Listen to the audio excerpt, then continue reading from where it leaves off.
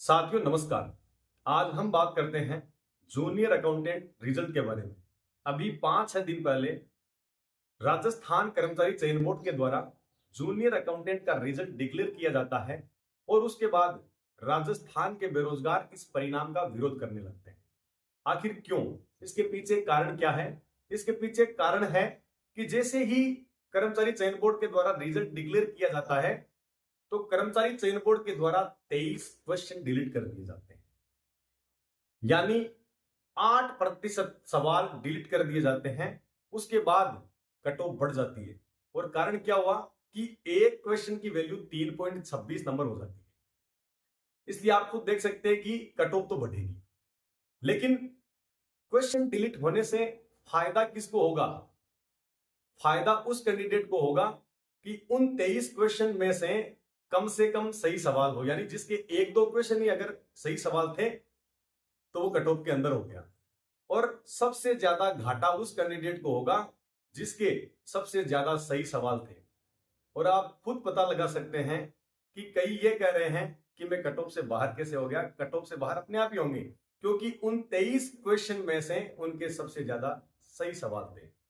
साथियों, राजस्थान कर्मचारी चयन बोर्ड की गलती का खामियाजा उस मेहनती उम्मीदवार को भुगतना पड़ता है। 23 क्वेश्चन डिलीट कर दिए जाते हैं, तो आप खुद पता लगा सकते हैं कि जिनके ज्यादा सवाल सही थे उनको नुकसान उठाना पड़ा। और राजस्थान कर्मचारी चयन बोर्ड के अध्यक्ष आलोक राज जी ने खुद ने भी माना है कि इसमें बोर्ड की गलती है और इसमें हम सुधार का प्रयास कर रहे हैं। लेकिन आप खुद पता लगा सकते हैं कि कैसे जो मेहनती उम्मीदवार है उनको यह सब कुछ सहना पड़ रहा है। साथियों, इसमें कुछ कैंडिडेट ये भी कह रहे हैं कि एमई कैटेगरी, स्पोर्ट्स कैटेगरी, इसमें भी जिन्होंने डबल फायदा उठाया है उनका क्या होगा? इसमें खुद अध्यक्ष साहब ने कह दिया है कि जिन्होंने, जैसे एमई कैटेगरी है, जिन्होंने अगर सीईटी में इसका फायदा उठाया तो उसको दस्तावेज सत्यापन के दौरान बाहर का रास्ता दिखा दिया जाएगा।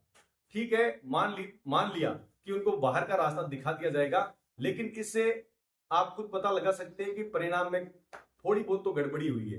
क्योंकि अगर उसको सफल घोषित नहीं किया जाता तो उसकी जगह कोई और दूसरा कैंडिडेट आता, और इसलिए राजस्थान के बेरोजगार रिजल्ट रिवाइज की भी बात कर रहे हैं। 23 क्वेश्चन डिलीट किए जाते हैं और फिर आप खुद पता लगा सकते हैं कि एमई कैटेगरी, स्पोर्ट्स कैटेगरी, इन कैटेगरीज में उन उम्मीदवारों को सफल घोषित किया जाता है जिन्होंने सीईटी में भी इसका फायदा लिया था।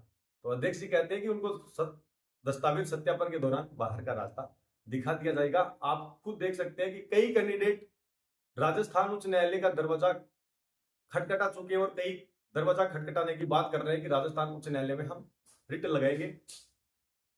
साथियों, अगर आप राजस्थान उच्च न्यायालय का दरवाजा खटखटाना चाहते हैं, आप खटखटा सकते हैं, लेकिन आप दलालों से सावधान रहें, क्योंकि जैसे ही रिजल्ट डिक्लेयर किया जाता है तो कई दलाल एक्टिव हो जाते हैं और रिट के नाम पर फंडिंग इकट्ठी करके, और फिर आपको पता ही नहीं लगता है कि वो पता नहीं कहां है। तो आप अपने हिसाब से रिट लगाए, राजस्थान उच्च न्यायालय का दरवाजा खटखटाए, निश्चित ही आपको न्याय मिलेगा।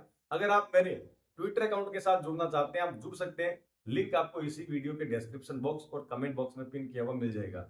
आप मेरे यूट्यूब चैनल को भी सब्सक्राइब कर सकते हैं ताकि आने वाली हर प्रकार की अपडेट्स आपको इसी चैनल पर मिल सके। फिर मिलते हैं नेक्स्ट अपडेट के बाद। धन्यवाद। जय हिंद, जय भारत, जय राजस्थान।